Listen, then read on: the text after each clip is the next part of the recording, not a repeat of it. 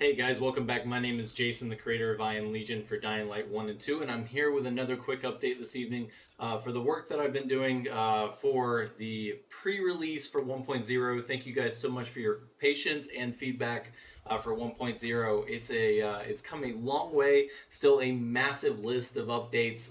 Thank you guys so much for letting me know of minor issues and continue to help me crawl through these files. It's really a massive support, and I thank you guys so much. Especially a shout out to my Discord community. You guys have done an amazing job of testing this out, and I really appreciate your guys' insight and feedback on things that I'm configuring, the different color schemas and the different changes to the different systems. You guys are giving real-time feedback every day, and I really appreciate that, guys. Thank you so much. So I want to go ahead and dive into a couple of things I've been working on. So first and foremost, what I'm working on right now. So one of the things I've been trying to get to that has been let's balance out the AI first so I can get a better understanding of where we're at with the system before trying to change it, is the loot system along with the crafting system. So tonight I have an early release of the loot and crafting system. I don't have all my changes in there yet, but I want to start getting early feedback on what you guys think, what you guys are feeling on the front side. The big challenge here is that if you've already got a game, a lot of these challenges are going to be trying to reduce the amount of bloat to a lot of these systems. For example, the monetary system in this game is pretty useless. The token system, especially with the spawn mods, becomes completely oversaturated. And so here is my attempt at trying to make that unique and interesting. So let me go ahead and bring up that crafting menu. So first and foremost, you may notice that under crafting, we now have a lot more things to craft. The reason for that is I've broken out some of those updates or some of those upgraded versions so that you can build the version prior to the latest version. The reason for that is that the better versions, now you can see here on the list, require valuable items. So there are items scattered around the map that would be considered valuable items that you have to go search for. I've tried to keep this as balanced and as realistic as possible. So things like remote C4, you now require things like timers or walkie-talkies or whatever as it continues to get better. And kind of the goal here is that I wanted to make this to where you could still craft the lower version. So if you didn't have those nicer accessories, if you hadn't found those valuables, you could actually still craft the one below it before the one that requires the valuable. And so that plays out with things like the med kits as well. We now have things like morphine and Tylenol that are now coming into this saying, if you have these special items, you can have better ones. If you don't have these special items, you can still build one of the lower grade ones, but try to keep an eye out for these better things as you're traveling.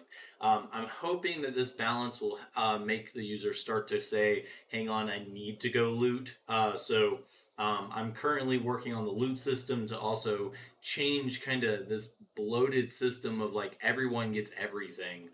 Is kind of how it feels right now. I'm trying to go through and do what I did with Dying Light 1, which is to say like these types of cabinets have these type of items, these kind of systems have these kind of things. And what I'm doing right now so far is I've done some of that, but I've mainly started bringing down the spawn rates. And there were basically, there was, I had to add empty fields for pretty much most of the major spawn groups out there.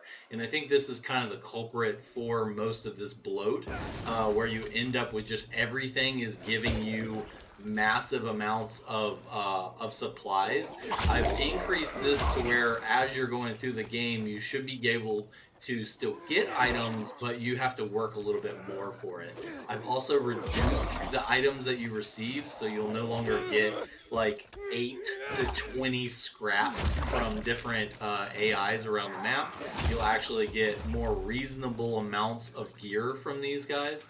And this is all in the hopes that as we continue to upgrade the different systems, as I continue to upgrade things like custom containers and making sure that those different crafting systems are in place, or as far as those looting systems are in place, I want to make sure that there's some balance here to where if you've got high density, you're not able to just get everything immediately. And I think this should start to help along with that, kind of bloated inventory. I've started using people's save games and looking, for example, this is one of the Discord community members' save games, and they have 3,000 cans. I'm not sure they would ever use this amount of cans. Crafting at this point for this user is now pretty meaningless. And so I'm trying to bring these numbers down. But again, if you've already started your game, there's not much I can do about it at this point. If you've already collected a large amount of these things, except maybe sell them off. I'm not sure if you can actually sell these off at this time, but I'm also trying to look at a crafting system for crafting weapons, and trying to also look at downgrading weapons, or not downgrading, but disassembling.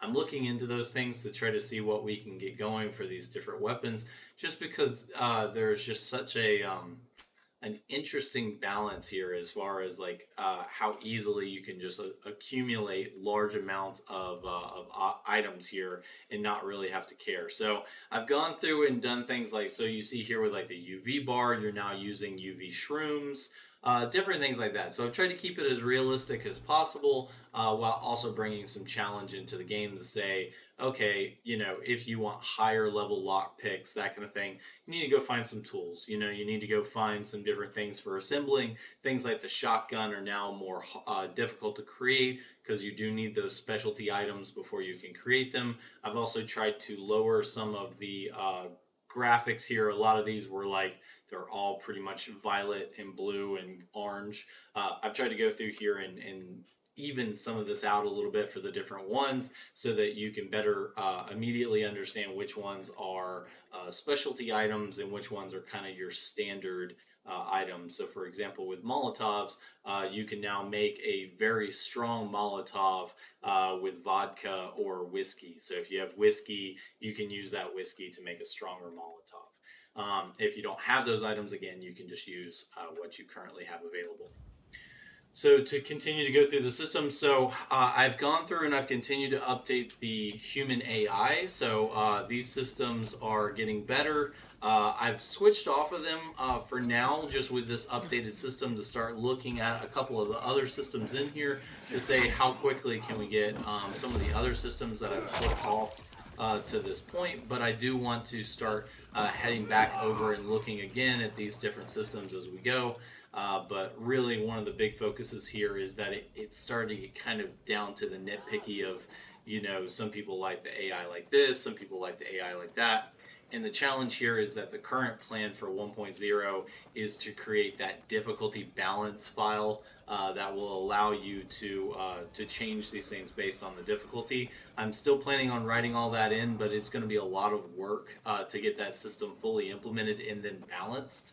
And so because of that, I'm trying to look at a lot of these things right now and then say like, okay, what can I kind of start to head towards so that people can give their feedback and tell me how they like the system. And then we'll start to refine that and dial that in over the next coming weeks, months, to get that figured out. So that's a good gameplay for as many people as possible. Okay, I'm going to go ahead and switch over to night really quick. So again, these are the Romero zombies. I'm still working on the biter balancing as far as movement goes, and along with the human AI. I have a lot of plans for the human AI, but my God, it's a painful process to go through and make sure that you don't glitch these enemies out. And so again, another very wonderful place where you guys giving feedback has really expedited the process. So thank you guys again. So I've gone through and I've started looking at some of the systems in here and started to figure out where can we start to have a little bit more fun with changing things. And one of the systems that I'm trying to bring back online is that they have currently most of the concepts of like rooftop interactions and rooftop spawns and all of that stuff disabled. I'm continuing to look at how can we bring a lot of those systems back online to have more interesting environments inside the cities. And so I'm continuing to look at those types of systems. I have heard your guys' reports of where the virals and volatiles were seeing you guys too easily. I have tried to balance this out here with some of the different sensors, and the hope is that basically what I'm trying to achieve is that I want some of the NPCs hearing to be improved. Others, I want their vision to be improved. So some of the challenges you guys have been seeing is where I'm trying to dial in all these different systems at once. And that can be a little challenging as far as getting all of those systems behaving normally. Thank you guys again for letting me know when systems aren't working correctly. I'm going to continue to try to refine that. And the current process is just basically taking your guys' feedback and trying to plug and play those values to where it's a more realistic feeling and environment.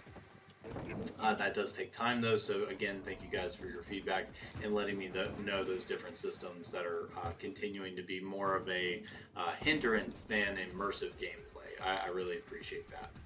So we'll go ahead and switch over here. You can see that the Romero zombies that I have on the screen here, I have officially released a pre-release version of the Romero zombies, so those are now available on the Nexus as well. So if you like the Romero zombies, I'm trying to get feedback here. Basically, they're very powerful zombies that move very slowly, but I've tried to turn up and increase their ability to move around the map, and so they're going to slowly shamble all over the map towards the different sounds that they're hearing, but they're not going to be runners. They're not going to be, streaking towards you. So that way we start to get a good balance between the different versions that I've created here, and all of this is for the hopes of you guys giving this feedback so that we can start looking at these optional files. So that's the next thing I want to mention is a lot of the mod. So the current plan for the mod is to take a core set of systems and develop 3 different difficulties. We're going to have casual, survivor, and ultimate survivor in the system. And basically what this is my recommended balance for these different systems. And then along with a couple of systems that I've designed specifically for that difficulty. And then I'm going to try to also create this concept of the build your own. So the idea is that I'm going to try to list out all the systems that are available that I've developed and basically make a whole set of optionals to where you can go in there and say, I really like this system, for example, the crafting. I really like the crafting system. I really like what they did with the Banshees, so let's bring the Banshees into my version, that kind of thing. So I'm trying to make that more of a build your own setting for this, to where you can kind of decide, how do I want to play this game?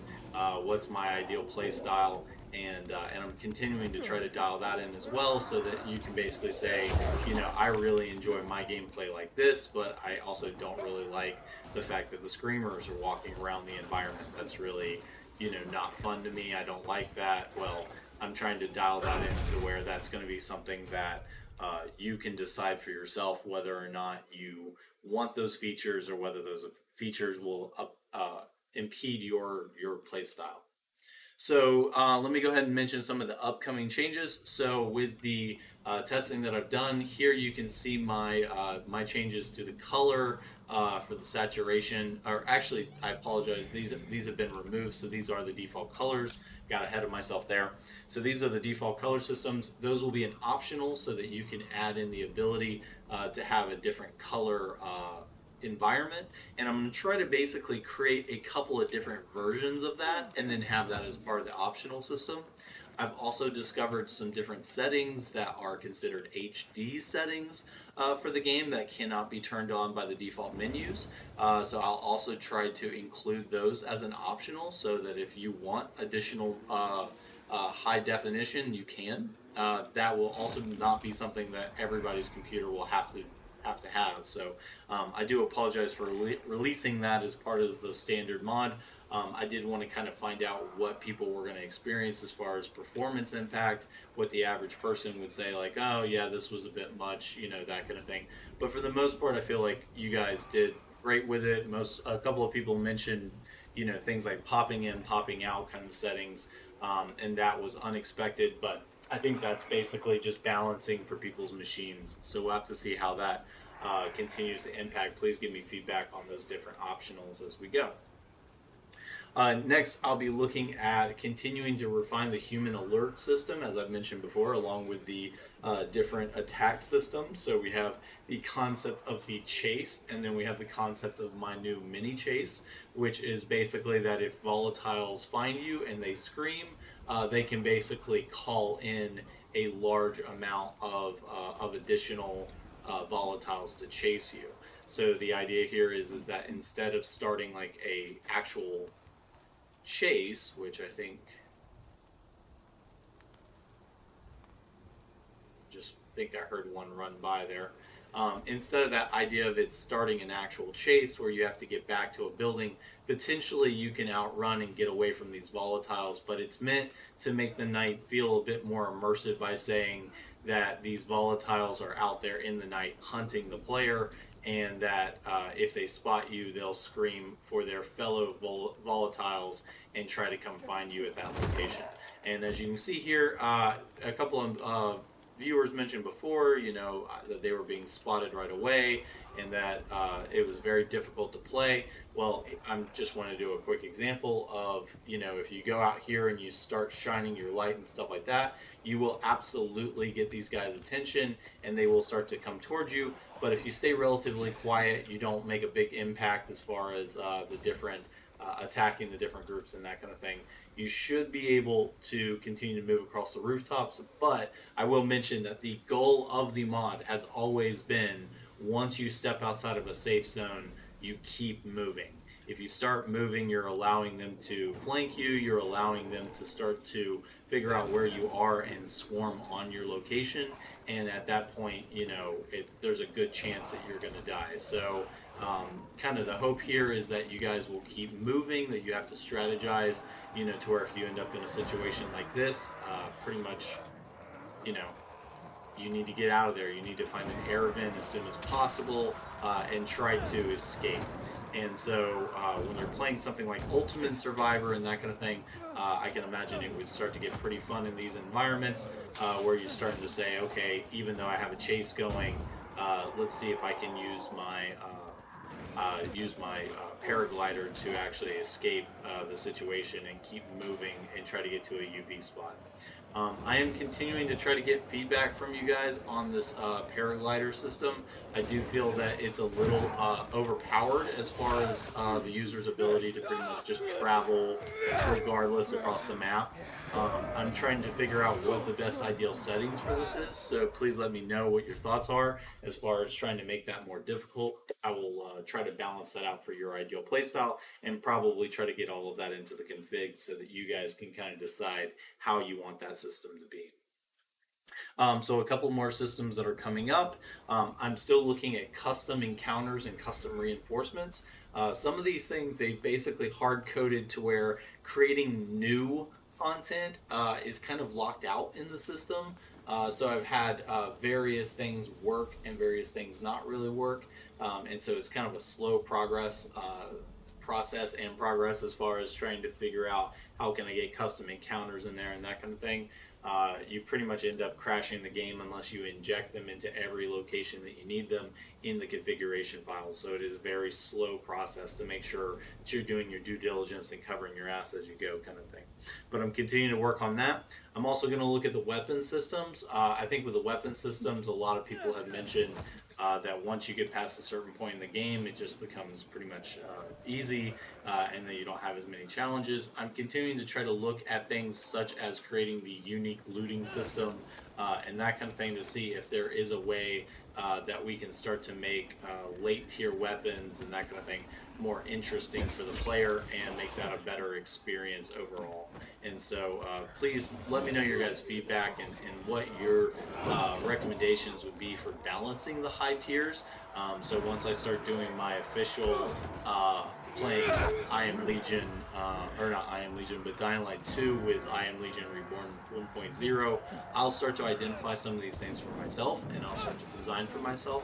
But I'm really excited to see what you guys want inside the system and start to try to balance that out. So please keep me posted on how weapons and legendaries and all these other systems could be impacted. And I've had a few users approach me and say before, we could really use these legendaries and these different systems. The only reason I haven't dove into that just yet is because I don't want to jump the gun and start designing for the game when I haven't played up to that level of the game yet. So again, I'm still waiting until the official 1.0 release before I go in and actually start playing this game all the way through. And I really want to experience that for the first time with the new systems. So, not last, actually, two more that I'll do is also looking at the chatter system. So, the AIs, people have reported that they were having difficulty with the AI constantly spamming the wavelengths there, saying, constantly talking and blathering on about, this and that in the world, whether they were saying over and over that they've spotted an enemy or whatever it was. I tried to go in there and reduce that, and so that system is coming out with this release. And then also continuing to work on the idea of a better balanced interior and exterior system. So the exterior has been slowly getting dialed in over many different releases. Thank you guys for letting me know where the glitches are in these different regions. It's still a little confusing as far as writing the exterior system because they have a very interesting way of spawning these guys down into the map, but I think it's slowly getting there. As far as the interior systems, we still have the complex issue of where basically they don't actually activate until you step inside the environment. And then with our special infected that cannot step into the daylight, then they have the challenges of they're not supposed to be out in the sun, and so those are less threatening, kind of immersion breaking. And so the current concept that I'm going to shift towards, just to get you guys excited about this, is that I'm going to start looking at making the interiors absolutely flooded with standard zombies and different types of infected zombies without the special infected. So I'm thinking about moving the special infected back down into the dark zones to make the dark zones more intense, more dangerous, and making these more open regions less likely to have special infected, especially during the daylight. As we would like to, I would like to see a large amount of sleeping, resting zombies, come to life and come out and flood towards the players and the NPCs in the environment without having to worry that they're going to have this barrier right here that's going to glitch between the two. And to demonstrate that, I'll show you right here. So basically, see how if I step right here, the lighting completely changes? That's because they have code that's triggering when I step across this threshold, and I don't have access directly to that code and what all that code is being done for.